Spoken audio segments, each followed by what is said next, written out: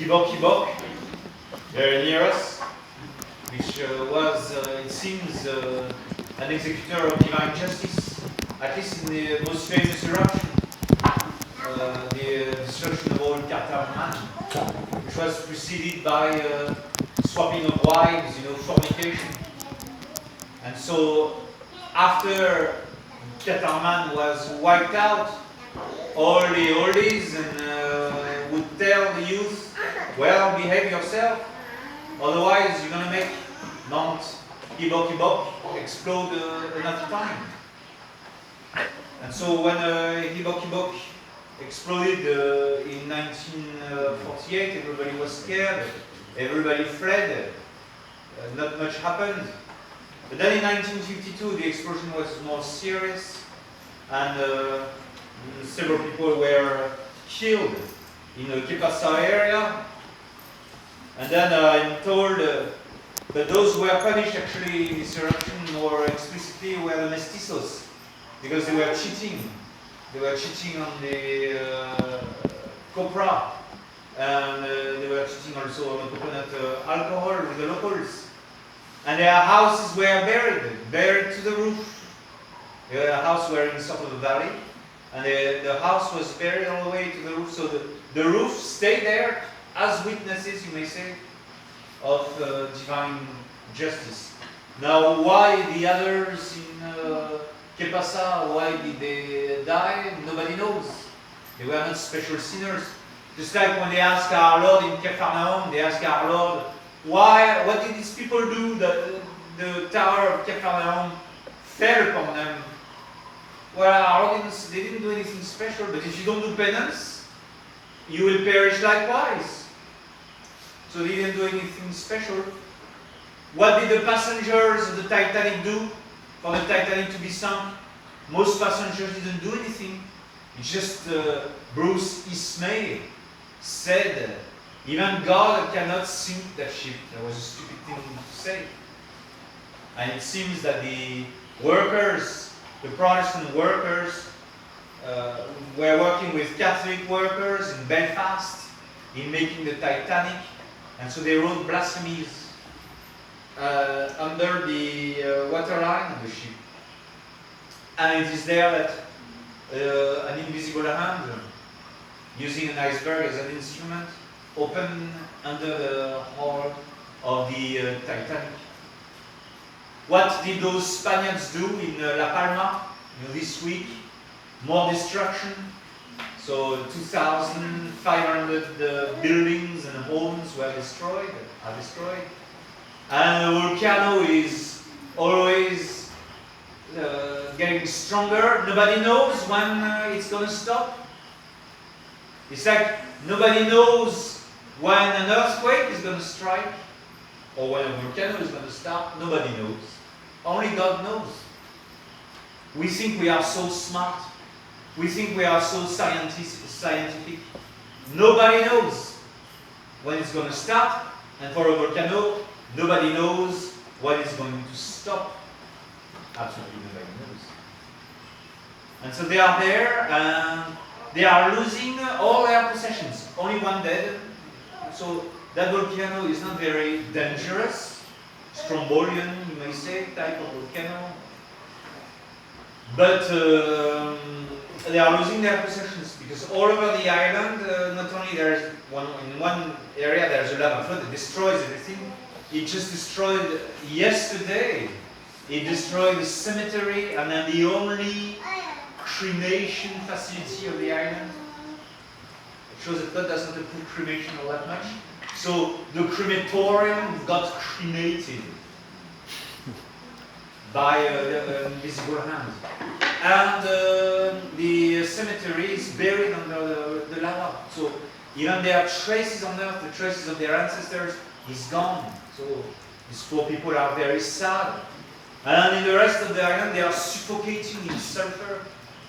And the airport is shut down, so they can flee from the island only on boats. But they don't know whether they should stay or they should flee because it's just a rain of ashes. And so the volcano is spewing, and then all their possessions, everything is falling, is being buried under the rain of ashes. And then actual water rain comes and makes the ashes heavier, and so it collapses the roofs of many houses. It's an island that houses, I don't know, 60,000 people or more. It has a good population because the ground is so fertile. And now they are losing everything. In a way, it's the end of the world for them. And what did the people in Pompeii do so bad?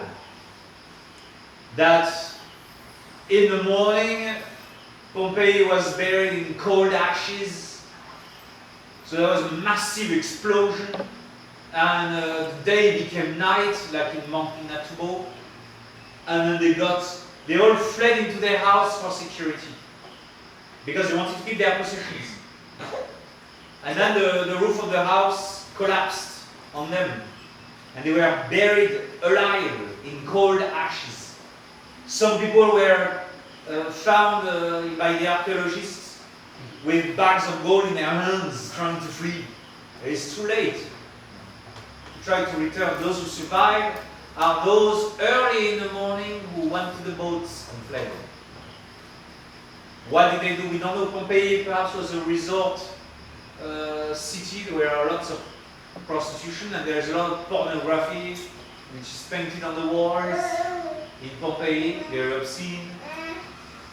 Perhaps that's the cause. And then the opposite of the crater, in the afternoon at 4 p.m., because the wind was blowing this way, a big cloud became too heavy and became a descending pyroclastic cloud on the northern side. And it wiped out Herculaneum. And the people tried to flee to the harbor to escape for their lives. And then they took refuge in the main warehouses of the harbor. And there they were, the flow caught up with them.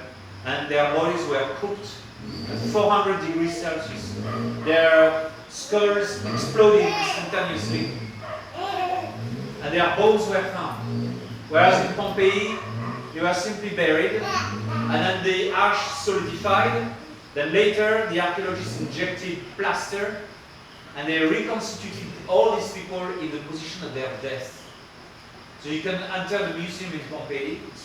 I've only seen the pictures. I didn't go there myself, unfortunately. And you can see the way they died, the position of their death. It's a good thing to meditate. It's important to meditate on death. And what did the people of the Martinique Island? That was a big tragedy. 45,000 dead in two explosions. What did they do? Well, we know what they did. During a Holy Week, the Freemasons took a cross of this size, and made a mock way of the cross on Good Friday, after having stuck themselves with pork meat on Good Friday to mock our religion. And they went upwards and they threw the crucifix in the crater of the Montagne Pelée, of the volcano, on Good Friday. And on Ascension Day, the volcano exploded. Meaning the cross that they had thrown into the mouth of the volcano in a blasphemous way, in an insulting way, was exalted on the day of the Assumption. And there was another pyroclastic flow fell on the city. 40,000 people escaped. 40,000 chose to stay. The prefect of the Martinique was a Freemason.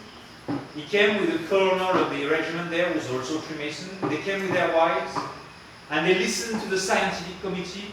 The scientific committee said the volcano has spent itself, it has already erupted, it's safe to go. And then so they went, and then they stayed there, but then they died. They died, and then people fled to the shore, but in a horrible development, the seawater started to boil. So as they were fleeing the flame, they fell into the water and they were boiled alive. And only one ship escaped to tell the tale. Because like in the eruption of the Hibok of 1952, the wind and then the heat of the cloud lifted the cloud backwards. And so the cloud lifted a little bit. They were able to see the whole city, the big city of St. Peter, 80,000 inhabitants. It's not a small city. The big city was all in flames and dark smoke. They saw that. And then they saw the crowd trying to escape. And most of the people who were the ones surviving ship passed away when they arrived to Santa Lucia Island nearby.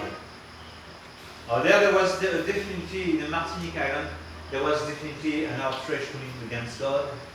And the Sacred Heart told Claire Ferchaud that insufficient reparation from that sin were made by the bishop.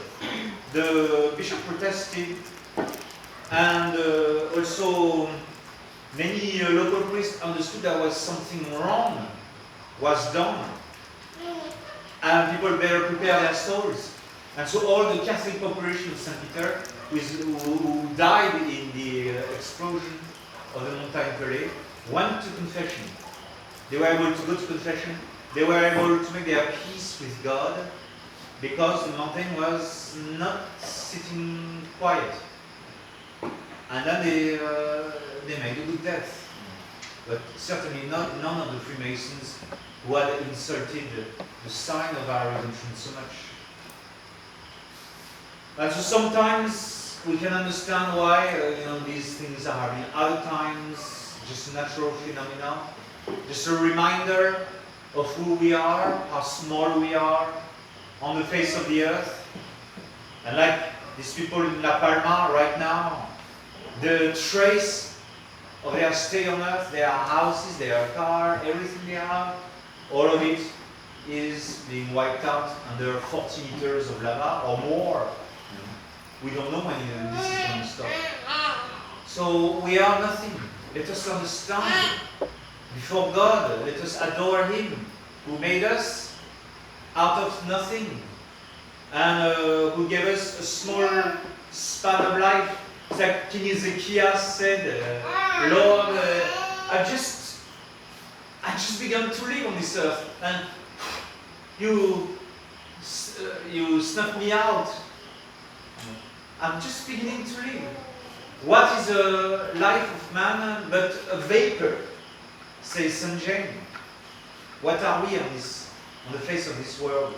We're the little ants, crawling and we feel ourselves so important, so all-knowing.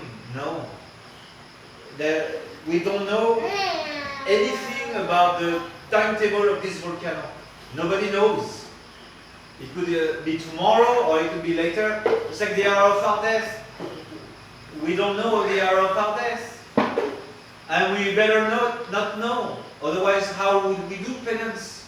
If we knew the hour of our death, we would do penance only the day before our death and commit so many sins.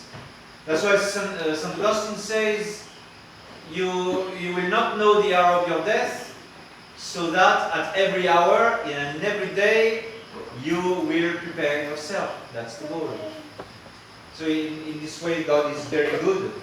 And God also is very good to give us reminders to take our salvation, our soul, seriously.